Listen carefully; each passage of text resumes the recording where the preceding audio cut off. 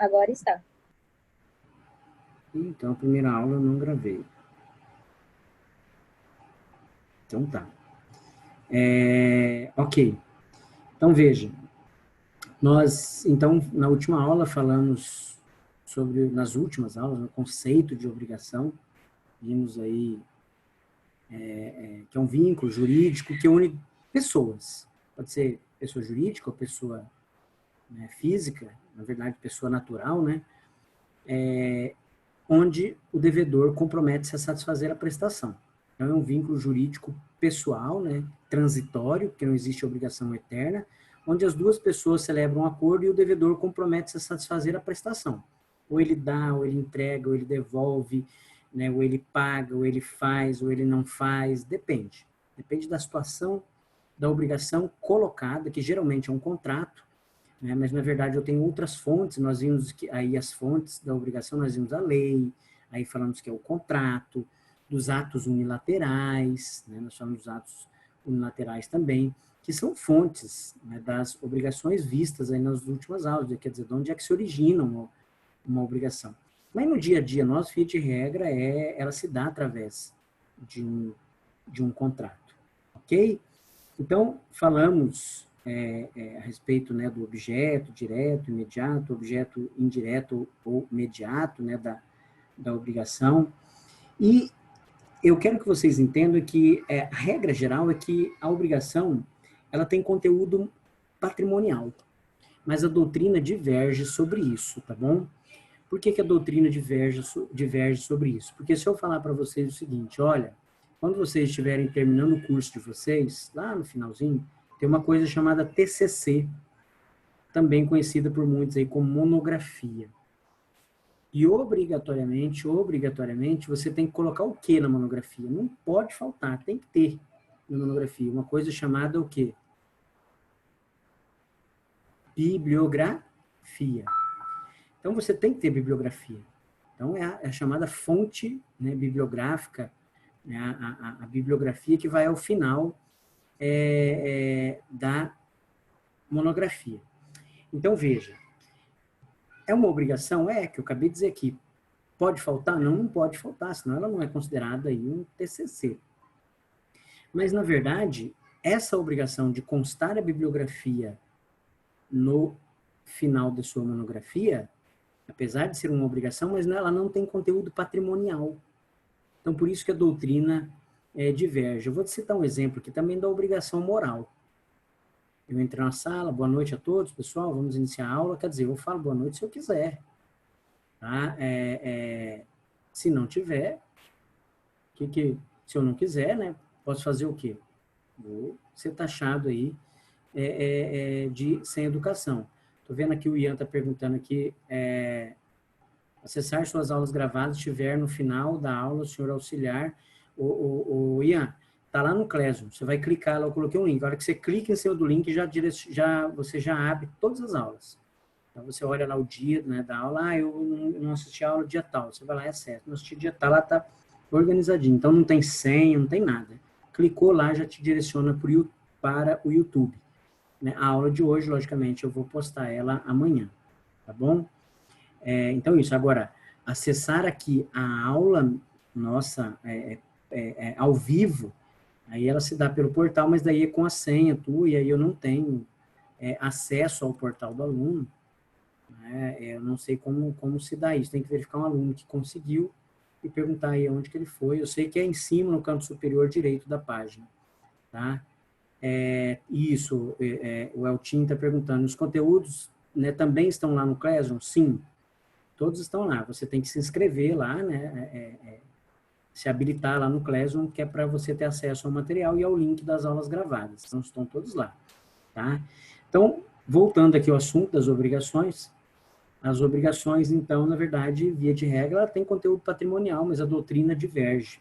E aí eu estava falando aqui, a obrigação moral, por exemplo. A obrigação moral, ela surge da onde? Da consciência. Boa noite também. Se eu não quiser falar, o problema é meu. Ah, mas eu vou ser taxado de sem educação. Enfim, mas não tem nada que me obrigue, certo? A ser cordial com, né, com as pessoas, enfim, ou aqui no ambiente, na sala de aula. Mas é lógico que isso, né, é bom, e isso também é bem-vindo em todas as ocasiões. Então, por isso que a obrigação moral, ela acaba, então, que derivada, ela surge da consciência, né, da pessoa. Então, nós temos aqui uma classificação, eu diria uma classificação básica, né, da obrigação, em que toma como base a prestação. Então, a obrigação ela pode ser dividida em obrigação positiva ou negativa. Eu não espelhei o material para vocês, né? Tá espelhado? Tá espelhado, Sim, né? tá. Sim. Deixa eu aumentar aqui para melhorar, né? Isso, aqui fica melhor. Tá? Então, a obrigação ela pode ser subdividida em positiva ou negativa. E eu terminei na última aula. Positiva, dar, fazer, e negativa, não fazer. Primeiro, a obrigação negativa, ela é personalíssima. Eu não tenho como falar para vocês, pessoal, ninguém saia da sala de aula antes das 10 da noite. E aí passa alguém na porta da sala e fala, vem cá, faz favor, fica no meu lugar, eu vou sair, depois eu volto. Não existe essa possibilidade, ela é personalíssima. Quem tem que cumprir é aquela pessoa, de modo que ela não pode ceder a obrigação para outra. É diferente, por exemplo, da obrigação positiva quando eu sou dono de um crédito. Eu sou titular de um crédito. Então, veja que o João é o devedor e eu sou o credor. Se eu quiser passar esse crédito para alguém, eu passo. Então, eu faço o quê? Uma cessão de crédito. Eu digo, João, não paga mais para mim, você vai pagar lá para Maria. Tudo bem? Se eu quiser passar dívida também, eu também faço. O João é o devedor, ele diz lá, né, professor, quem vai pagar não será mais eu, quem vai pagar será, né, a Joana. É lógico que existe uma regra para isso, não é uma zona também, chegar, então ele não vai me pagar, agora é outro, peraí. A gente vai ver isso depois, mais adiante, como é que se dá tanto a cessão do crédito, como também a assunção de dívida, né, também conhecido como a cessão de um débito. Então, para isso, lógico que as obrigações positivas e negativas, existe também uma subcategoria que é a obrigação civil, moral e natural. E aqui, né, entende-se que a obrigação moral, ela deriva da consciência. Deriva da consciência. Reparem, pessoal, que nem tudo que eu estou falando, eu não tenho como detalhar item por item no material de vocês, até porque não é uma receita de bolo, é uma aula. Então, pressupõe que o aluno ele está acompanhando aí o que está escrito e também a explicação deste professor, e ele vai anotando, ele vai fazendo flechinha, vai colocando aí o artigo, etc e tal, fazendo a leitura junto com o professor, e aí a gente vai alinhando. Então, por exemplo, nós temos uma subcategoria, né, de obrigação, que é a obrigação civil, moral e natural. O que é a obrigação moral? Eu já falei, é aquela que deriva da consciência. A obrigação civil é aquela obrigação que ela pode ser cobrada, ela pode ser demandada em juízo. Então, você tem um contrato com o ISEC e não pagou a mensalidade. Você foi lá, colou grau, formou.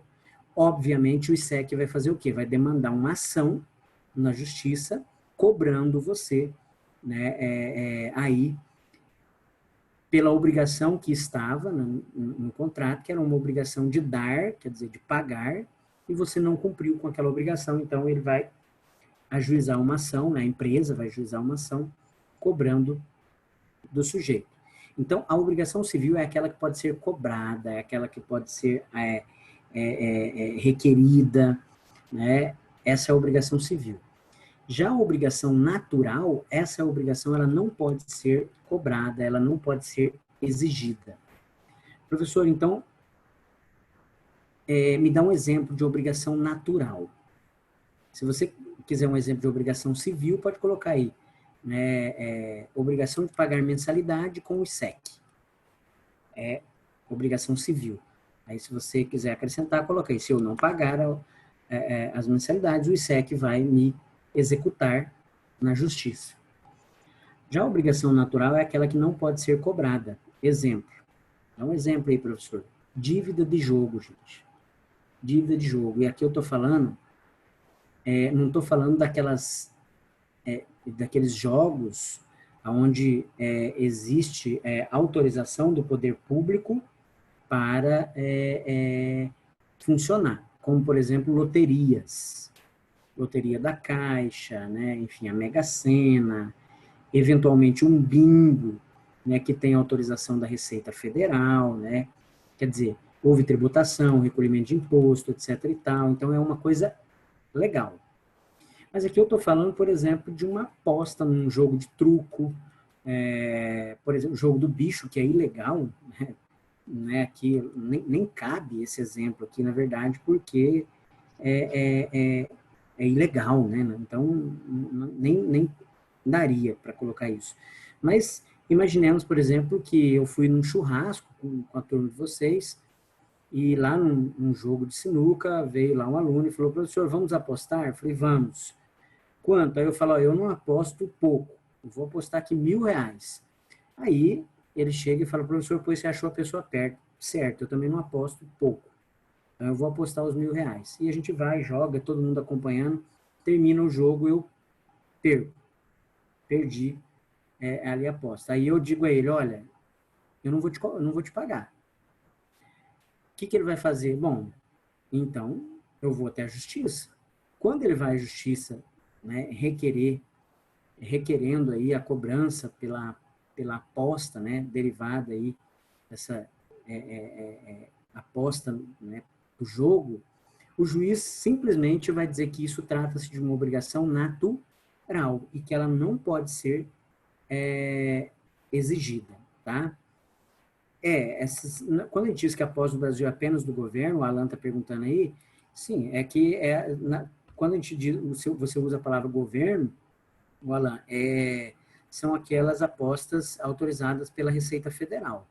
Tá? A Receita Federal tem que autorizar, enfim, tem todo, né, aí um trâmite, né, uma burocracia para ajuizar. Por isso que vocês verificam aí que não é mais comum. Antigamente tinha muito aqueles bingos, né, de igreja, isso, aquilo, então hoje não é mais comum isso acontecer, aqueles grandes bingos, né? Qualquer outra aposta não pode ser isso. O Alan está perguntando, outra aposta, não é que é ilícito, Alan. O Alan está dizendo, qualquer outra aposta, cuidado, gente, com essa palavra ilícito. Ilícito civil, que não tem nada a ver com penal, por isso que eu nem quis falar aqui do jogo do bicho, nem quis falar, tá? Porque isso, né, é uma contravenção penal, aí é lá com o professor de penal. Aqui eu estou falando de uma aposta lícita, só que ela não pode ser cobrada em juízo. Então, aqui eu estou falando, por exemplo, como você tem exemplo, eu fui num churrasco, numa festa da turma de vocês, e lá apostamos lá num jogo de truco, numa mesa de ping-pong, de sinuca, e eu não paguei. E aí, eventualmente, logicamente, que o ganhador fala, eu vou até a justiça e vou cobrar. Tem testemunhas, tudo. O que o juiz vai dizer? Que isso se trata de uma obrigação natural. E a obrigação natural é aquela que não pode ser exigida. É lógico que alguém deve estar pensando, professor, mas tem outros meios de se exigir, né? Aí o senhor sabe muito bem o que eu estou dizendo. Sim, mas daí eu já estou falando de ilícito, né? O cara vai ameaçar, vai colocar um revólver, vai, enfim. Aí é outra coisa.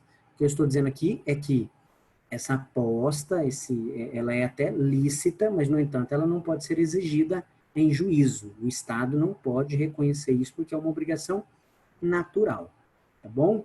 Agora, se for aposta da Receita Federal, né, autorizado pela Receita, um bingo autorizado pela Receita, a Mega Sena, a Telecena, essas cenas da vida, aí, como é o caso aqui do MTCAP, por exemplo, tem uma regulamentação, né, e uma autorização para que eles, entendeu, então, façam esse tipo de aposta. Aí, caso eu ganhe lá um carro do MTCAP e ele não cumpra com a obrigação, eu vou até a justiça e falo, o cara tem que me pagar o carro lá, né? Então, vamos ver aqui a obrigação positiva de dar coisa certa. O que é a obrigação positiva de dar coisa certa? Depois nós vamos ver de dar coisas incerta e a obrigação de fazer, são positivas, tá? Só nos resta E aí, a obrigação negativa, que nós veremos posteriormente. Eu preciso que vocês entendam, e isso até vocês anotem aí, que a obrigação de dar coisa certa é aquela que tem por objeto uma prestação, né, de uma coisa. Então, ela pode ser o seguinte, a obrigação de dar. Dar, entregar, pagar, devolver, restituir, tudo isso é sinônimo. Pagar dinheiro, entregar o carro, devolver a televisão, né? Restituir o imóvel depois de alugado. Então, é uma obrigação positiva de dar coisa certa. Aqui é preciso que vocês entendam que a obrigação de dar coisa certa, ela tem que ser especificada. Especificada. Então, aqui eu tenho que especificar. Se eu falo o seguinte, vou pagar, vou entregar um carro. Logicamente, para que seja obrigação de dar coisa certa, é preciso entender o seguinte, que carro? Carro, marca tal, cor número tal, motorização número tal, enfim, eu tenho que dar todas as características do bem, do objeto, para que seja considerado como obrigação de dar coisa certa. Quando nós estudarmos obrigação de dar coisa incerta, essa é diferente. Essa, ela é indicada pelo gênero e quantidade. A obrigação de dar coisa certa, ela é especificada em relação à sua qualidade. E não é gênero e quantidade. Gênero e quantidade é a obrigação de dar coisa incerta. Como se eu dissesse o seguinte, na próxima aula, eu vou distribuir a vocês aqui um exemplar do vade-mecum para cada aluno. A obrigação de dar coisa incerta. Porque pode ser um vade-mecum... Tá gravado, viu, professor? Tá bom. Um vade-mecum da editora Saraiva, um vade-mecum da editora Ímpetus, um vade-mecum da editora Foco Jurídico. Então, é incerto. Incerto. Gênero, qual é? Qual é o gênero? Vade-mecum. E quantidade.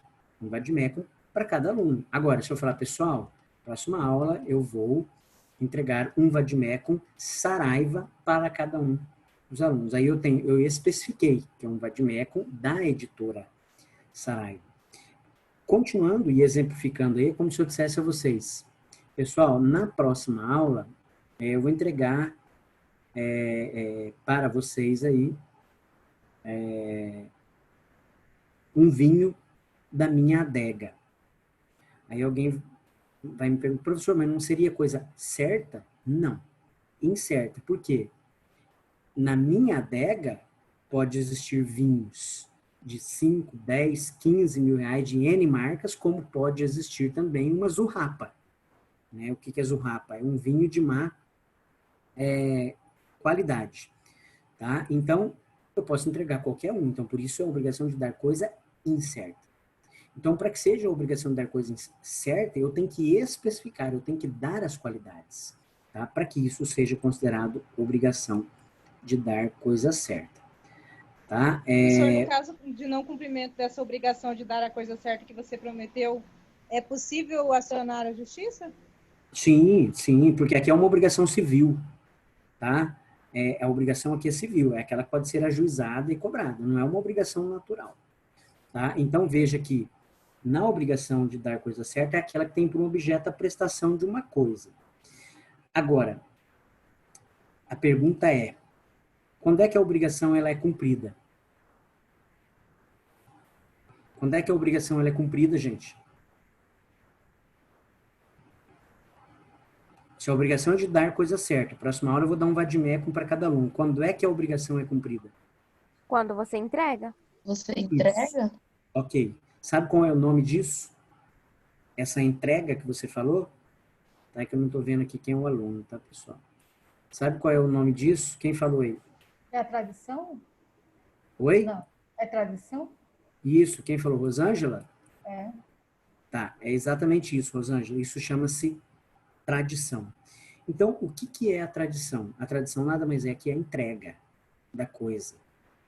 Agora, tomem cuidado que existem duas situações, coisa móvel e coisa imóvel.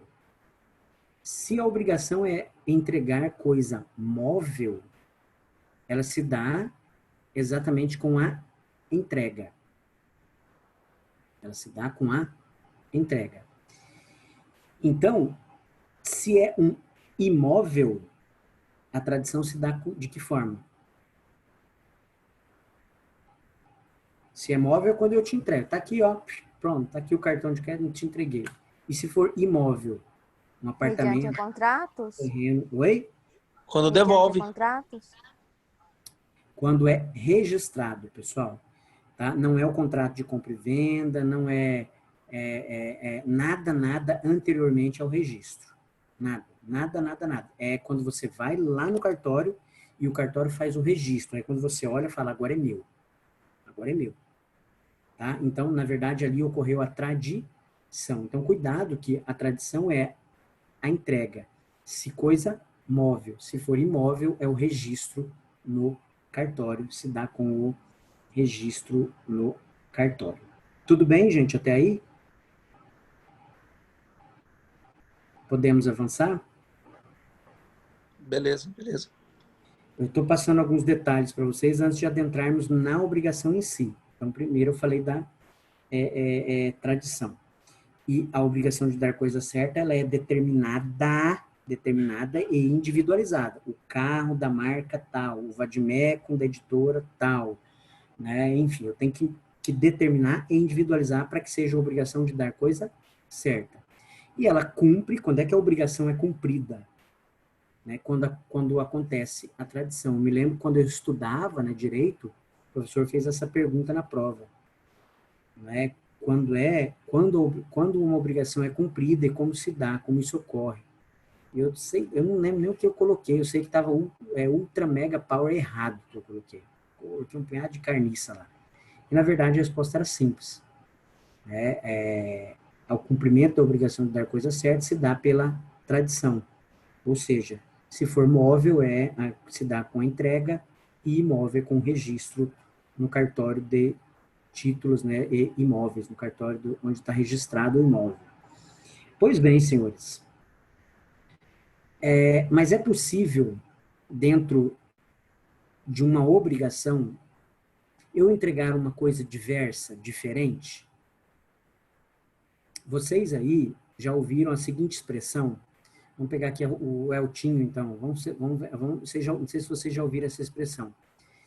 Eltinho, é o seguinte, a Rosângela está te devendo e eu vi que ela te ofereceu um celular. Ela tem 2 celulares lá, ela te ofereceu um.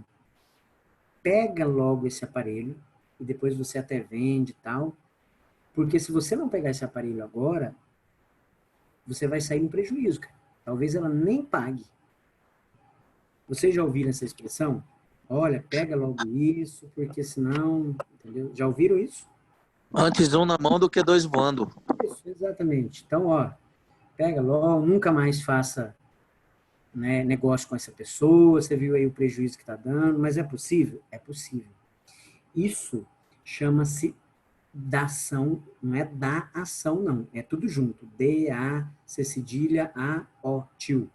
Dação, em pagamento. Tem no Código Civil de vocês. Dação em pagamento significa oferecer outra coisa em pagamento. Professor, mas quando a Rosângela oferece outra coisa em pagamento, ela está oferecendo um celular. E o Eltinho aceita, a obrigação foi cumprida? Sim. Se ele aceitou coisa diversa, se ele aceita, e é preciso que você entenda isso, ele aceita e ele dá quitação. Ele fala, não, me entrega aqui, tá tudo certo, tudo kit, te dou o recibo, você pagou e tchau, vai embora, nunca mais quero ver sua cara. É possível. Mas desde que ele aceite, porque ele pode dizer, não, eu não aceito. E ninguém é obrigado a aceitar coisa diversa do pactuado. Ninguém é obrigado. Mas uma vez que ele aceite, tá? Isso é possível também.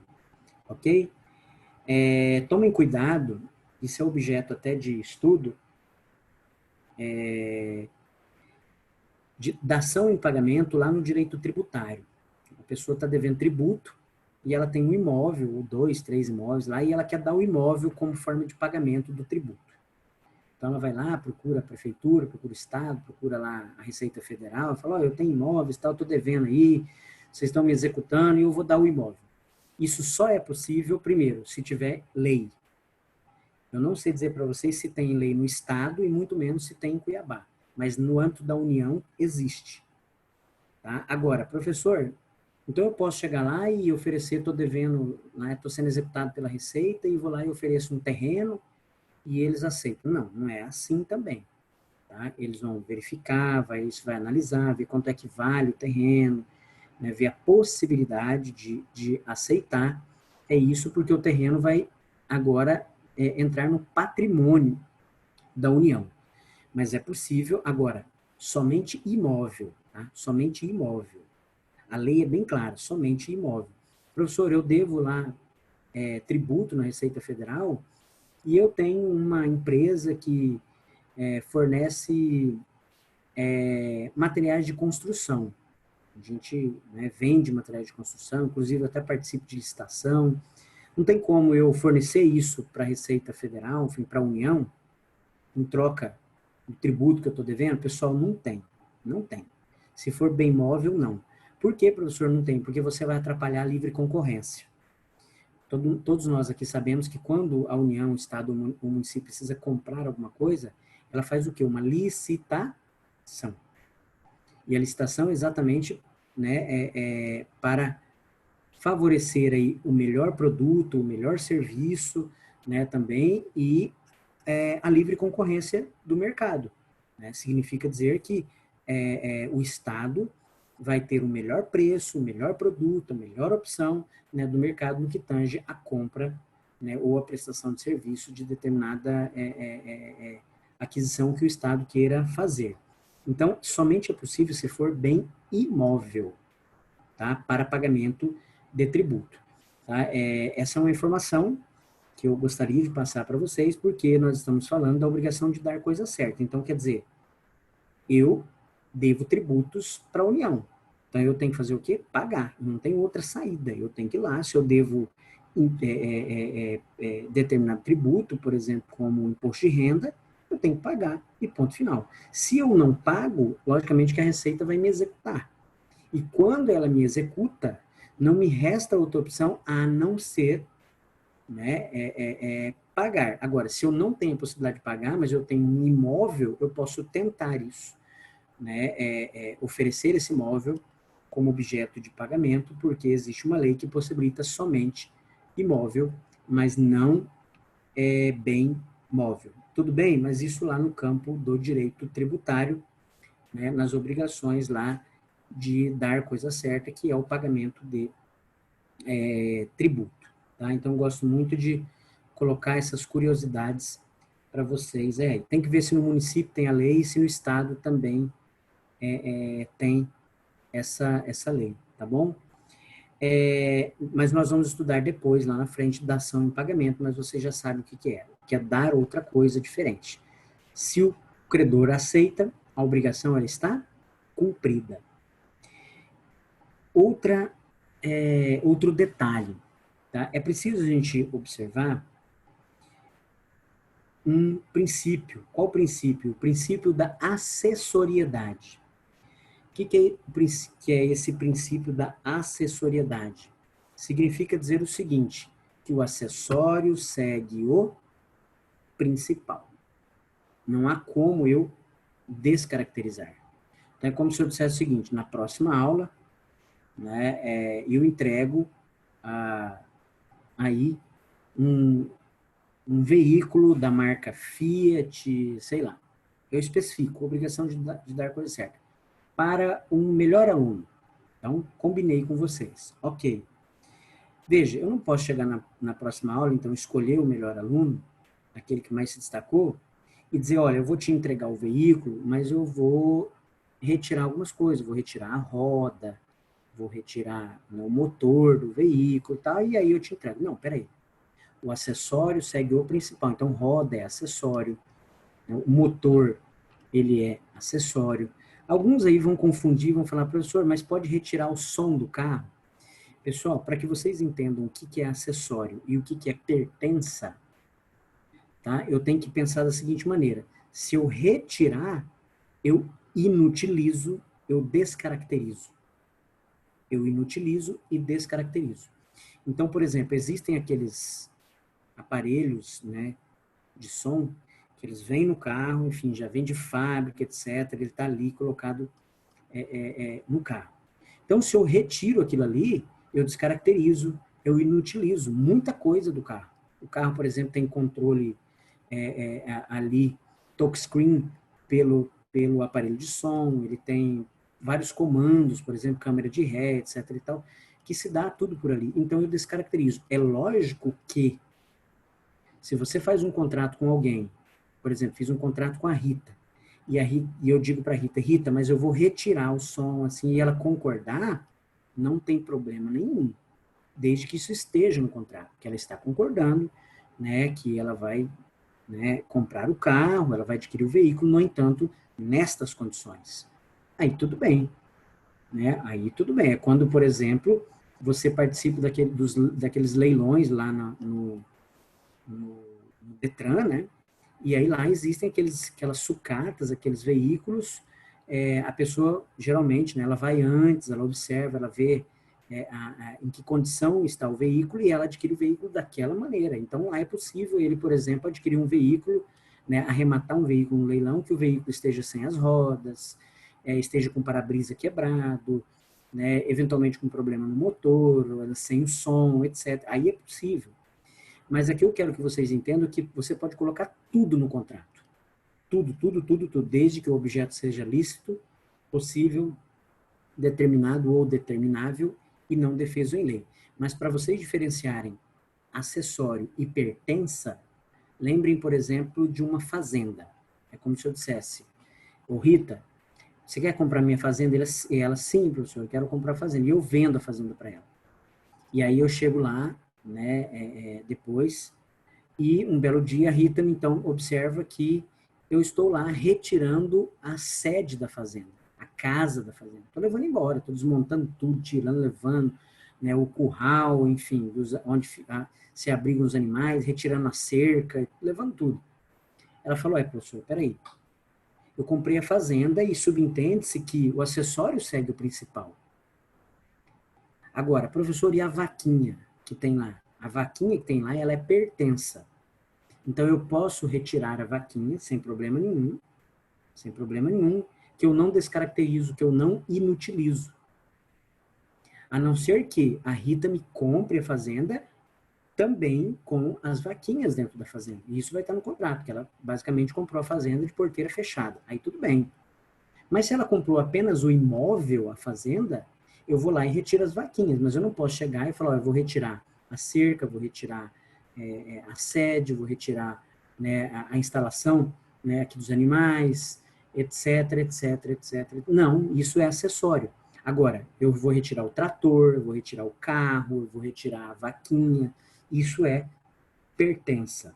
Então, eu não descaracterizo, eu não inutilizo. Então, as pertenças podem, já os acessórios. Esses não podem porque eu descaracterizo, eu inutilizo o bem. Alguma dúvida, pessoal, até aí? Quero ir com vocês de forma muito lenta, né, devagar, para que vocês entendam. Tudo bem? Podemos continuar? Tranquilo. Vamos lá. Quando se fala em... Só repete para mim, professor, o nome desse princípio mesmo?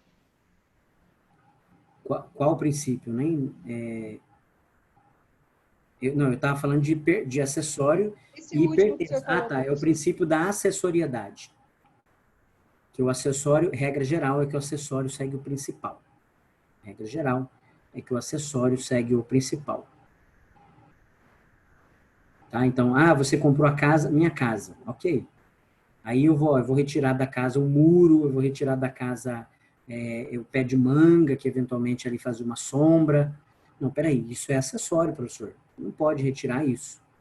Tá? Agora, não, eu vou retirar de dentro da casa, eu vou levar a geladeira, eu vou retirar até o chuveiro elétrico, eu vou retirar alguma a mesa, por exemplo, é pertença, está dentro do imóvel, na verdade, eu estou vendendo a casa, que subentende-se, né, que é ali porta, janela, parede. Ah, não, mas eu vou levar a parede, vou levar a porta, peraí. Isso é acessório, segue o principal, o princípio da acessoriedade. Já as pertenças, essas são diferentes. Eu posso retirar e ela não descaracteriza. Então, eu vendi a casa, eu vou retirar a geladeira, eu vou retirar, enfim, tudo aquilo que eu utilizo dentro da casa, mas que, no entanto, o fogão, né, tal, que é considerado pertença. A não ser que eu venda a casa, né, aí com esses objetos. Ó, eu vou vender a casa, aqui a minha casa ela tem os móveis já personalizados e eu vou vender com o guarda-roupa, vou vender com o planejado da cozinha, da sala. Obviamente, isso é colocado em um contrato, tá? Caso contrário, eu posso retirar e levar esses bens móveis, tá?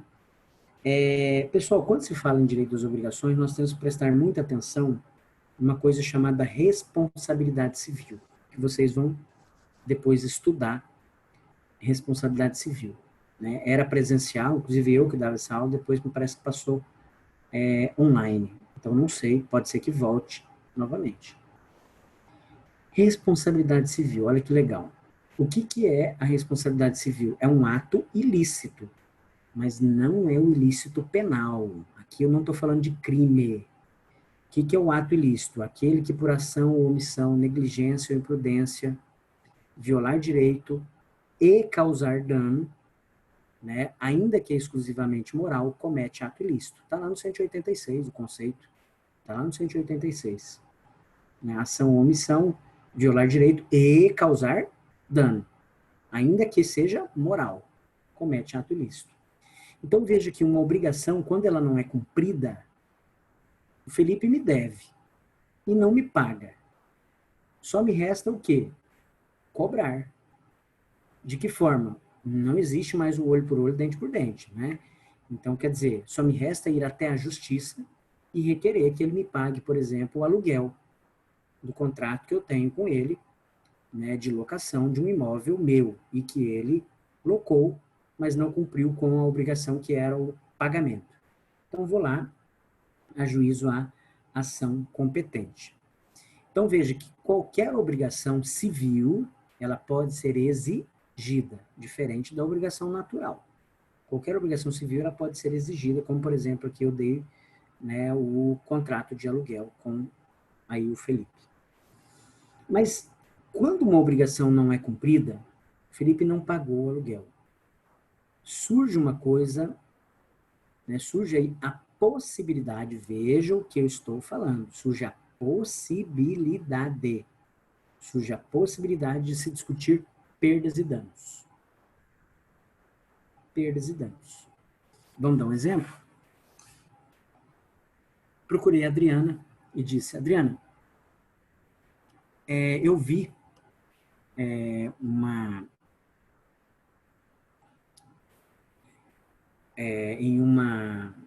como é que fala, em um noticiário, que você está vendendo um veículo. Sim, professor, estou vendendo. Sim, esse veículo, Adriano, que você está vendendo é um carro, né, lá de 7 lugares. Vamos pegar aqui um exemplo de carro de 7 lugares, aquela Spin, lá da Chevrolet. Né? A Spin de 7 lugares, aquele veículo bem comprido lá. Podia ser também uma caminhonete, uma S10, por exemplo, mas ela está vendendo. E eu tenho interesse de comprar. E vou até ela, transaciono com ela, e ela diz, professor, eu não posso entregar esse veículo agora, né? No entanto, vamos aqui combinar, então eu lhe entrego esse veículo na sexta-feira, tudo bem? Ok, Adriana, pago ela, já paguei, e aguardo a entrega, coloco isso no contrato, né, tal, aguardo a entrega na sexta-feira. Vamos dar outro exemplo aqui. A Adriana está vendendo lá umas vaquinhas. Ela é fazendeira, cria gado Nelore, de raça. E aí eu falo, Adriana, eu quero comprar algumas vaquinhas suas. Eu vendo, professor. Né? E aí eu vou lá, pago a ela, E ela combina também que a entrega se dará ali na sexta-feira. Ela vai preparar as vaquinhas, vai colocar, né, separar elas, vai, enfim, para que seja feito, conduzido a entrega. Chega na sexta-feira, no primeiro exemplo, a Adriana não me entrega o carro, no segundo exemplo, ela não me entrega a vaquinha. O que eu vou fazer? Executar. Vou ir na justiça, vou executar, vou exigir, ela vai ter que me pagar. Quero nem saber.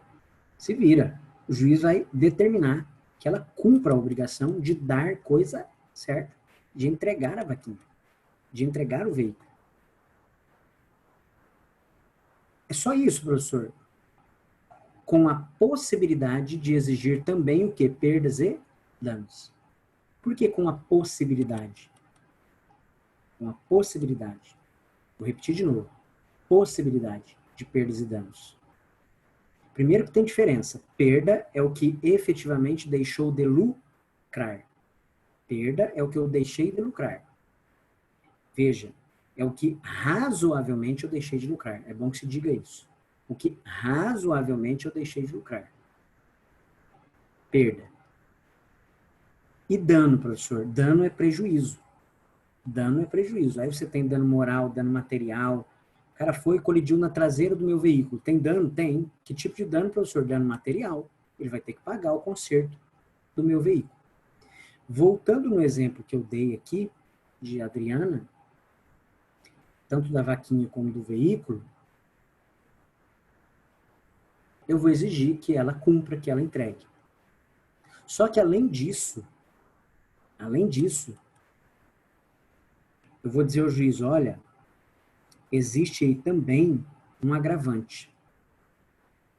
Qual agravante? Perdas e danos. Aí o juiz vai virar para mim e falar assim, prova. Que não basta eu alegar, eu tenho que provar. Prova, então. Aí eu vou dizer, comprei o carro da Adriana porque eu havia marcado uma viagem com a minha família no sábado, e nós iríamos até, sei lá, Foz do Iguaçu, tínhamos lá hotel reservado, etc e tal, ia passar 4, 5 dias com a minha família lá num resort. E não fomos. Porque dentro daquilo que eu havia planejado, né, eu iria gastar com a locomoção até lá, então, obviamente, não poderia ir de avião mais, porque já estava muito em cima, preço caro, e de ônibus, né, talvez demorasse mais por conta de, né, descer uma cidade, vai até outra, etc. e tal, e pelo inconveniente. Na verdade, eu queria ir com o meu carro. Tem perdas aí que razoavelmente eu deixei de lucrar? Não, a resposta não. Eu não ia lucrar nada com isso. Mas tem dano moral. Eu fiquei abalado, eu fiquei com raiva, triste, meus filhos choraram, minha esposa ficou extremamente decepcionada comigo pelo negócio porco que eu fiz. Então tem dano, eu vou cobrar, então, além da obrigação, né, que ela tem comigo de pagar, de entregar o carro, logicamente, eu vou cobrar aqui, né, também a indenização por dano moral. No exemplo da vaquinha, eu comprei as vaquinhas da Adriana porque no domingo eu iria levar essas vaquinhas para participar de uma exposição ali na Acrimate. Já havia alugado um stand, local certinho, e eu faço isso, eu compro e vendo animais, né, principalmente bovinos, comercializo. Então, comprei dela e a minha intenção era comercializar. Ocorre que no domingo, na segunda-feira, as pessoas passavam lá e falavam, uai, Robson, cadê a vaquinha? Pois é, a Adriana não entregou. Aí eu pergunto, existe perda? Sim. Efetivamente, razoavelmente, o que eu deixei de lucrar. E existe também a possibilidade de dano, porque as pessoas vão começar a caçoar, vão começar a dar risada, e eu vou ficar aborrecido, com raiva, etc e tal. Então, aqui no segundo exemplo, eu tenho perdas e danos. Então, eu vou exigir que ela me entregue a vaquinha, ou que ela me dê o dinheiro, né, de volta corrigido, né, de juros, e ainda assim me pague o equivalente a perdas e danos. Por que eu falei que perda é o que razoavelmente deixou de lucrar? Porque eu não posso chegar e falar assim, pois é, essa vaquinha que eu comprei da Adriana, paguei R$1.000 e eu ia vender ela por R$500.000. Não tem razoabilidade nisso. Não tem razoabilidade. Então, se eu comprei por R$1.000, obviamente, existe uma razoabilidade nisso. Sei lá, 1.200, 1.500, talvez até o dobro, né? Aí isso nós teríamos que observar nas relações aí do agronegócio, qual é o valor, né, comum de venda de um animal desse, né, comercializado numa feira, né, agropecuária. Então veja que aqui eu tenho perdas e danos, mas perdas e danos é a possibilidade de se discutir perdas e danos quando uma obrigação ela não é cumprida. Você vai ver que sempre o código fala isso. Fala assim, com direito a perdas e danos. O código sempre vai falar isso. Sempre. Eu vou ler para vocês, se não hoje, na próxima aula, vai falar com direito a obrigação, né, a perdas e danos. Não é? Ok. Esse é um detalhe, então, para que vocês tenham ideia aí do que é perda e do que é dano, porque o código vai dizer isso. Com direito, o que o código está dizendo? Uma possibilidade de se discutir perdas e danos. Pessoal, então não basta alegar. Você tem que provar que você razoavelmente deixou de lucrar ou que houve o dano, que na verdade o dano é o prejuízo, que cabe também o dano moral, né? Ainda que exclusivamente moral, né? Mas ele cabe. Mas geralmente você tem que comprovar o prejuízo material, né? Ou outra situação qualquer, tá? Então, vamos lá. Eu gosto também de citar muito exemplo da colisão de veículo. Você colidiu na traseira de um veículo. Obviamente, você tem a obrigação de indenizá-lo materialmente. Consertar. Só isso, professor? Veja, se você colidiu na traseira de um taxista ou de um Uber, por exemplo, o veículo vai ficar parado por, sei lá, 3, 4, 5 dias, uma semana, até arrumar. Até arrumar. Então, ele vai deixar de ganhar dinheiro, porque ele trabalhava com o veículo. Então, você, além de reparar materialmente, você também terá que indenizá-lo por perdas. Cabe dano aí, professor, é o dano material. Somente o dano material que você vai ter que indenizar. Mas o dano moral eu não vejo, né? Mas eu vejo aqui perdas, que é o que razoavelmente ele deixou de lucrar.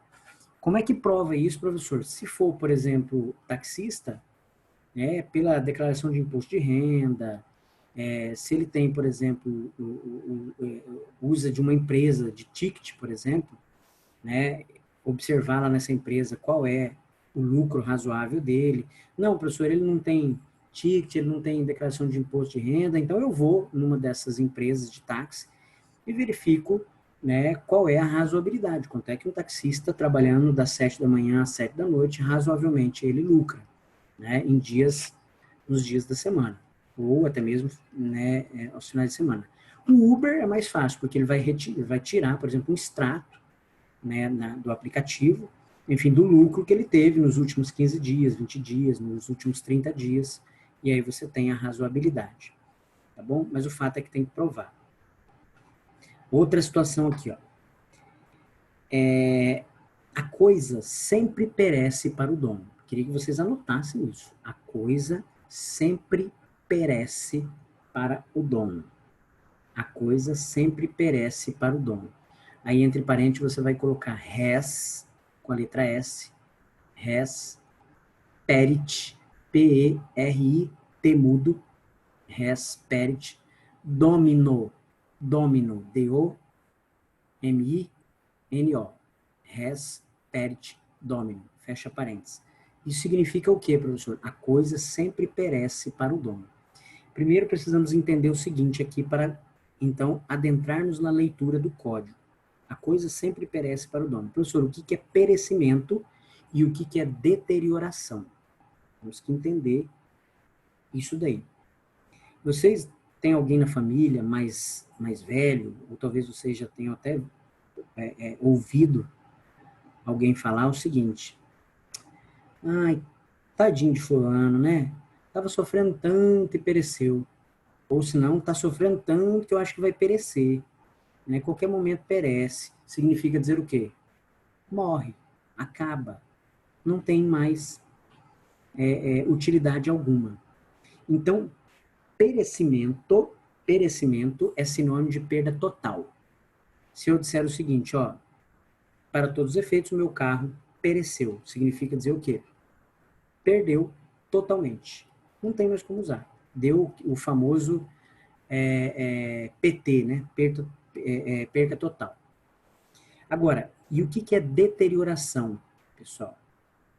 Aí todo mundo já vai dizer, deterioração é a perda parcial.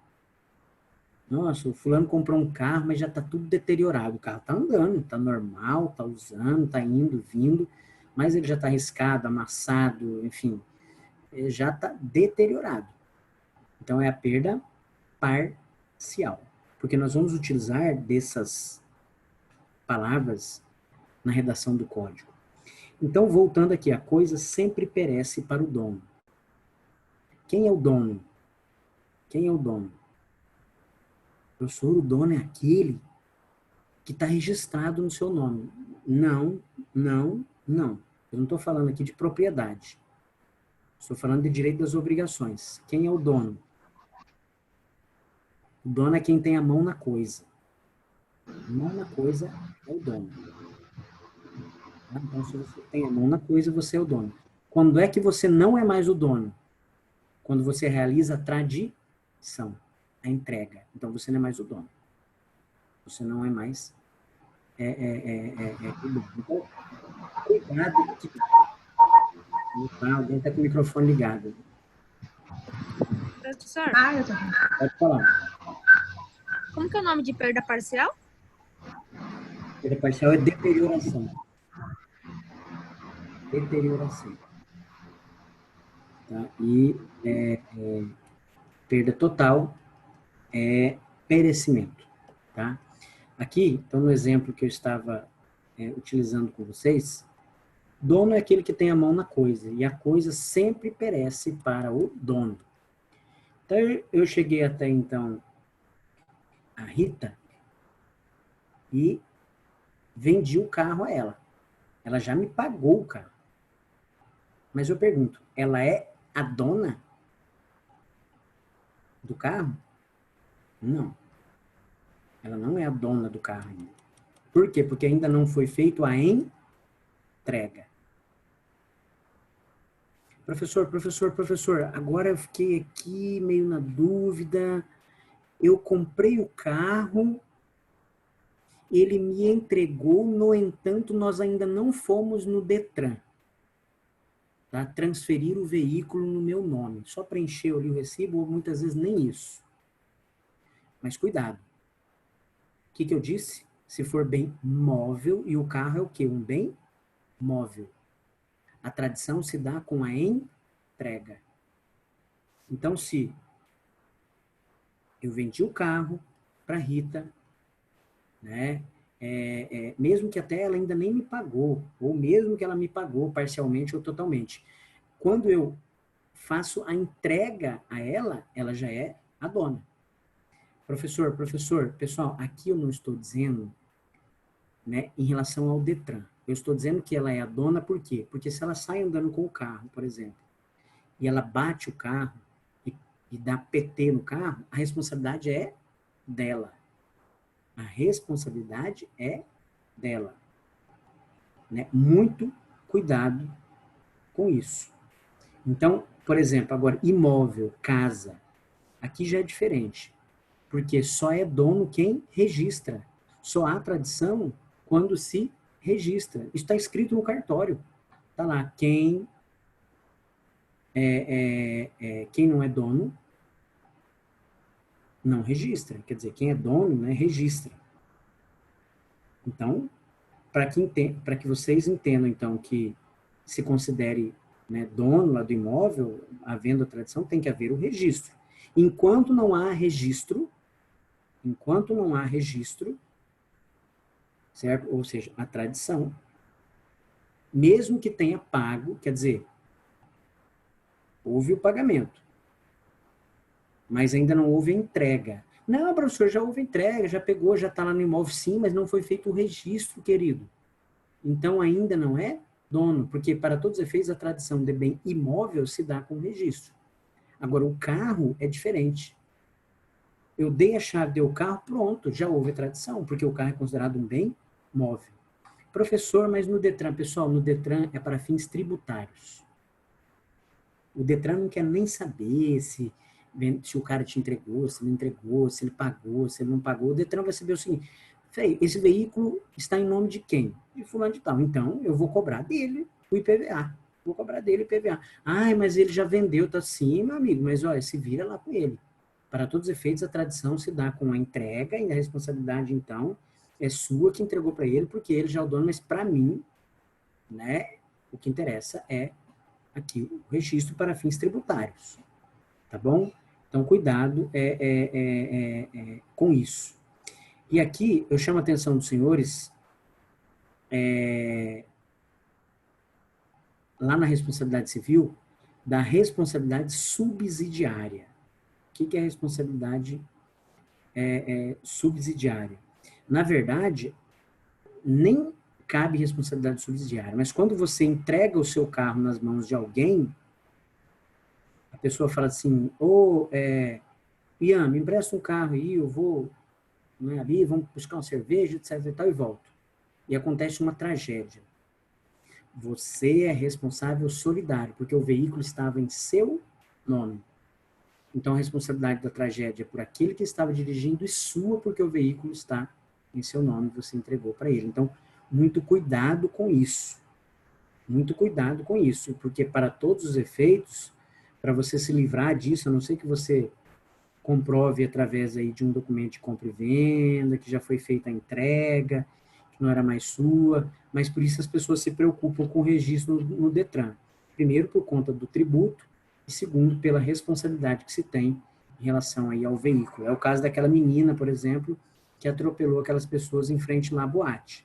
Ela era maior de idade, no entanto, o carro estava registrado em nome do pai. E aí, obviamente, o Ministério Público, né,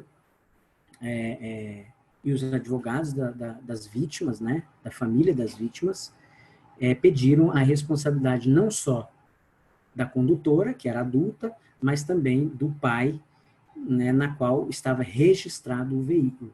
Né, trocando em miúdos, você emprestar o seu carro para alguém, né, é uma bomba relógio, ela pode explodir e você arcar com as consequências, né, desse empréstimo.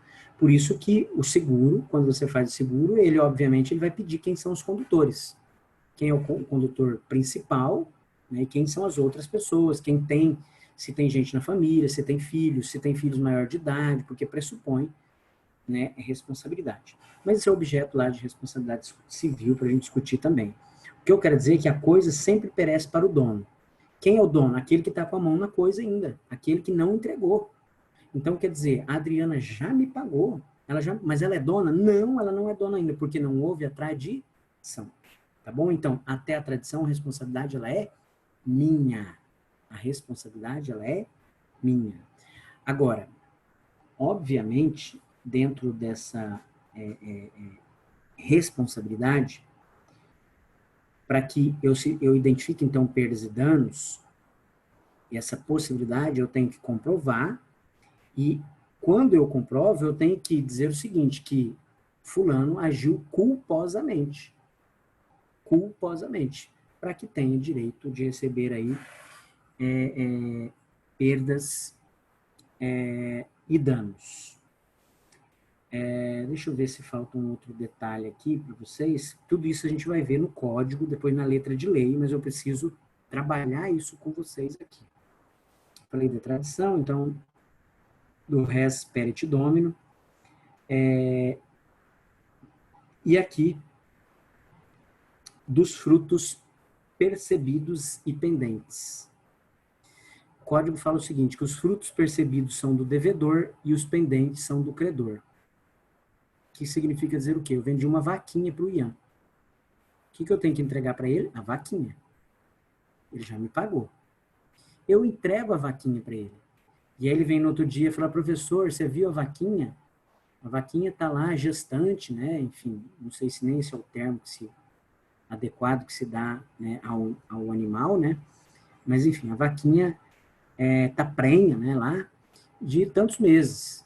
Eu não posso dizer a ele, ô Ian, eu te vendi a vaquinha, o bezerro é meu.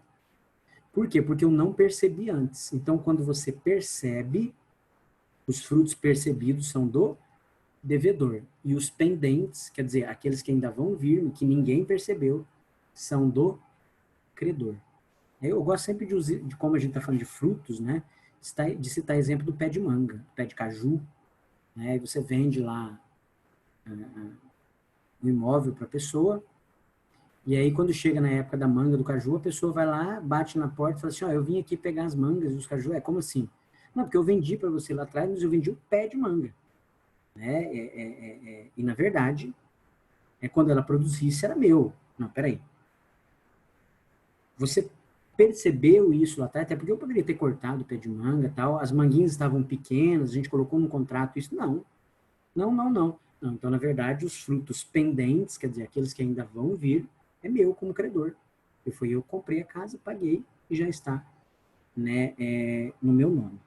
Tá? Então, acho que, para todos os efeitos, acho que é isso. Esses são os detalhes que nós devemos observar dentro de uma relação obrigacional. Pessoal, isto da obrigação é tão simples e fácil, e gostoso. E vocês imaginem agora aí, vocês vão me responder, não tem como o aluno não responder. Eu vendo essa caneta Bic, aqui ó, lá para a Gabriele. Vendi, ela me pagou e eu vou entregar. Eu deixei a minha caneta, essa caneta Big, em cima aqui do computador.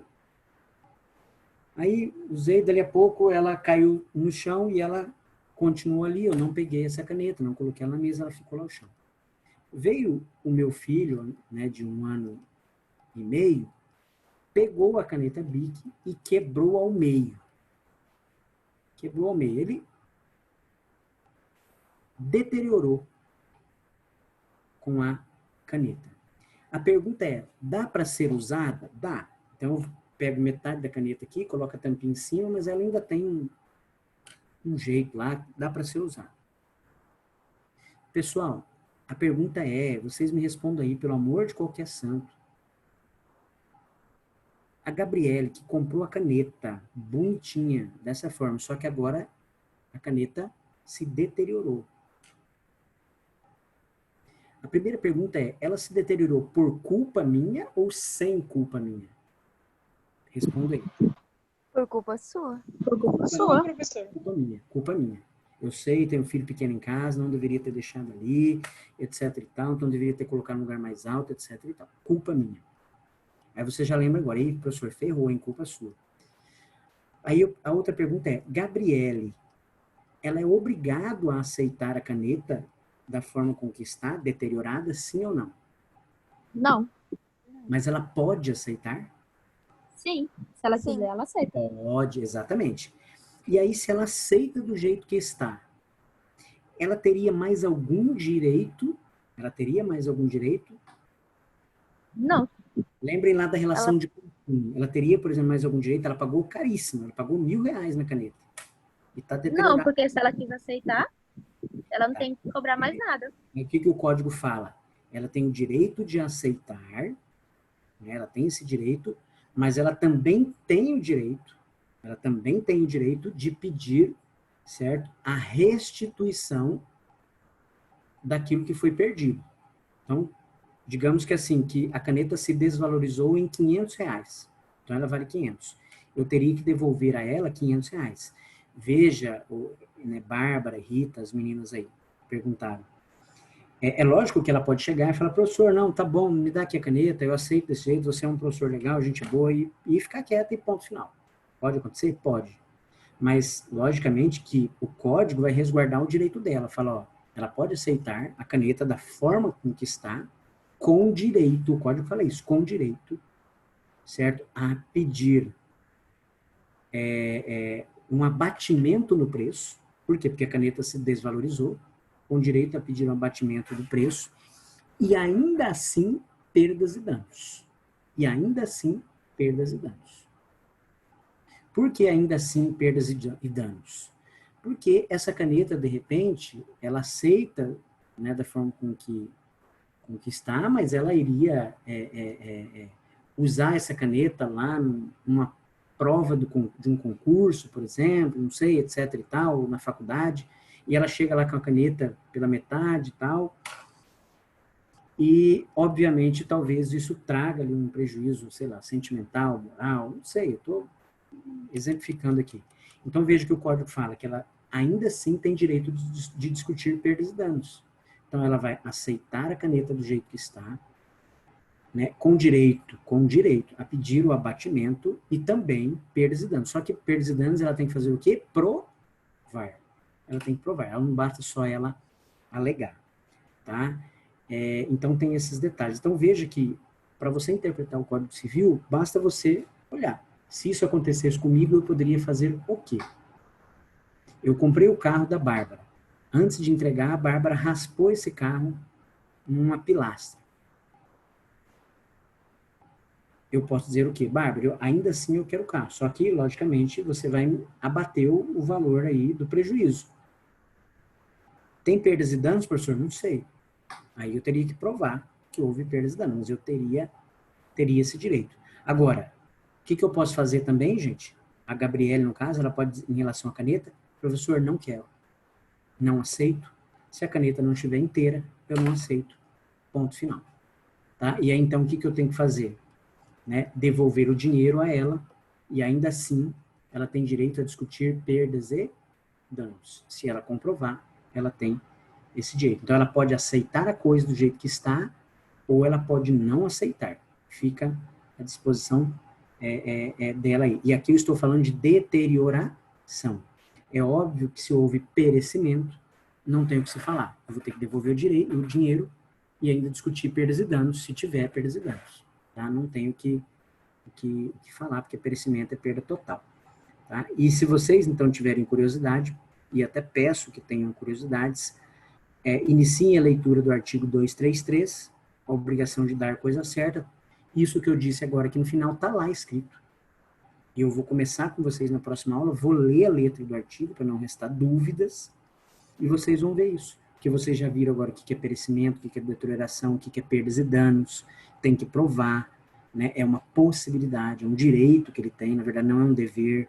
Vocês sabem o que é tradição, até a tradição quer dizer pertence ao dono, né? Quem é o dono? A coisa sempre perece para o dono, aquele que ainda não entregou a coisa. Tudo bem, queridos? Sim, prof. Tudo bem. Professor, deixa eu perguntar para o senhor uma situação. É uma situação seguinte, é uma casa que ela é financiada pela Caixa. Uhum. Porém, o que a Caixa fez? Ela fez um financiamento para duas pessoas ao mesmo tempo. Na realidade, foi uma questão de erro, só que ela está executando a casa errada. Ela, por exemplo, ela fez a minha casa é da esquina, e a numeração da minha casa, tudo está no meu nome. E aí ela deu uma outra casa para o senhor, na mesma rua, só que deixou lá na documentação, quando foi feita, deixou o endereço da minha casa, entendeu? E agora, a pessoa que está morando na casa não efetuou o pagamento. A casa já foi lá para verificar a casa, para poder para retirar as pessoas de dentro da casa. Uhum. Nesse caso, o que pode ser feito? Pode ser pedido perdas e danos para a Caixa? Alguma coisa nesse sentido? Não. Primeiramente, aí, o que houve aí foi um erro do negócio jurídico. A Caixa teve a boa-fé, ela vendeu, mas ela colocou lá, enfim, por desatenção da pessoa, por desorganização, ela colocou, no lugar dela colocar a casa 1, ela colocou a casa 10, por exemplo. Viu lá, 1 colocou 10, mas não é. Então, ela está executando, então você vai ter que comprovar que existe um erro sobre o negócio jurídico. Isso tem no Código Civil também. Erro do negócio jurídico. Qual é o negócio aí? O objeto. Então, houve o erro. O objeto não é a casa 1. Perdão, não é a casa 10. O objeto é a casa 1. Tá? Ou vice-versa, né? É isso que você vai ter que alegar. Agora, professor, eventualmente dá para ajuizar aí uma ação de responsabilidade, enfim, por perda não, porque não há perda, mas por dano, aí você vai ter que provar, tá? Que, por exemplo, você foi intimado, você foi citado, foi oficial de justiça na sua porta, você tentou comprovar, você falou, etc e tal, perdeu noite de Sim, sono, fizeram etc. vistoria em toda a casa, foram lá para poder, justamente já para poder entregar, Exatamente. para pôr a casa a leilão. Mas a princípio, primeiramente, que você tem que demonstrar é que há erro sobre o negócio jurídico. Porque a Caixa tá achando que tá certo. Ela tá indo para cima. Aí você vai ter que, né, contratar o advogado e ajuizar uma ação dizendo que existe um erro sobre o negócio jurídico, que é o objeto da casa. E aí depois, lá na frente, o juiz, considerando isso e detectando essa situação, você pode eventualmente discutir uma indenização aí por dano, né, moral. Mas primeiro, exatamente discutir o erro. Depois você pensa em indenização, porque você não tem como discutir indenização sem provar o erro. Então, primeiro você tem que provar Mas, o erro. digamos assim, se a pessoa ficar lá parada e não fizer nada e vier a execução, o erro é Vai dela pedir. também, né? Porque ela já foi informada, ela sabe dessa situação que ocorre, Exato. ela acaba perdendo, Vai tendo que... perder. Vai, porque a Caixa não tem como identificar. Você que tem que ir lá e provar. Falou assim, olha, peraí, tem um erro sobre o negócio jurídico aqui, não é isso. O erro aqui está no objeto, é a casa 10, mas na verdade está sendo executada a casa 1. Né? Ok? A Gabriela está dizendo, professor, por favor, que falou sobre os frutos pendentes são do credor. Eu disse que os frutos percebidos são do devedor e os pendentes são do credor, porque o credor é aquele que está aguardando ainda a entrega, o Gabriel. Está lá, enfim, ele já pagou, ele está, né, aguardando que seja, perdão, ele fez o contrato, ele está aguardando que seja feita a entrega, né?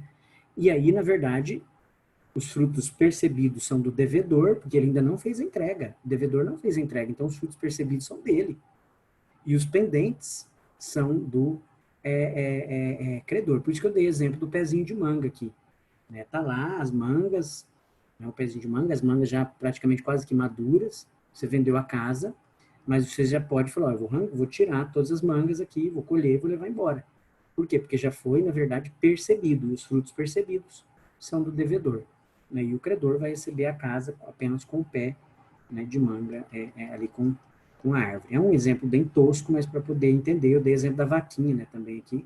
Entendeu? A vaquinha, e quando você entrega a vaquinha, o devedor, ao credor, aí o credor vem e fala, lá, sua vaquinha, né, tá prenha, daqui uns, sei lá, um mês e pouco, vai nascer um bezerrinho aqui, ou 2, sei lá, e aí? Ah, não, mas é meu. Não, senhora, você não percebeu isso antes. Você já me entregou, devedora, cumpriu a obrigação e agora os frutos pendentes são meus. Quer dizer, quando parir, é meu. Ok? Mais alguma dúvida, gente? Então eu vou encerrar aqui a nosso bate-papo. Semana que vem nos encontramos nesse mesmo horário. Leiam os artigos 233, a gente vai começar pela obrigação de dar coisa certa, já que eu dei para vocês todos os detalhes aqui agora para entendermos como se dá uma relação obrigacional. Lembrem eu no início da aula sempre para gravar, se eu esquecer, tá bom? Às vezes eu esqueço, que nem a primeira aula agora de processo civil eu esqueci. Tá? Porque pelo outro link lá era automático. Tá? Então, por favor, me ajudem nessa empreitada aí, tá bom? Gente, um beijo no coração de vocês, fiquem com Deus e até Obrigada, professor. a Boa semana noite. que vem. Um abraço.